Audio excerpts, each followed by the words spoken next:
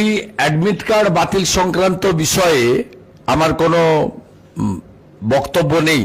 কেন ত্রুটি আছেন, যদি ত্রুটি না থেকে অ্যাডমিট বাতিল হয়, সংশ্লিষ্ট যারা অ্যাপ্লিকেন্ট আবেদনকারী তারা নিশ্চিতভাবে আমাদেরও জানাতে পারেন, কোর্টেও যেতে পারেন, বা বিভিন্নভাবে সরকারকেও আবেদন করতে পারেন, বা মাদ্রাসা বোর্ডকেও পুনর্বিবেচনার আদেশ করতে পারেন।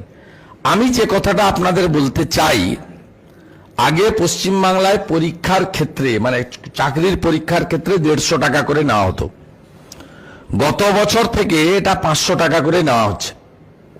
উদ্দেশ্য হচ্ছে চাকরি হোক না হোক, পরীক্ষাতে লক্ষ লক্ষ লোক বসবে এবং কোটি কোটি টাকা রোজগার হবে এবং সেই টাকা বড় বড় লয়ারদের পিছনে খরচ হবে।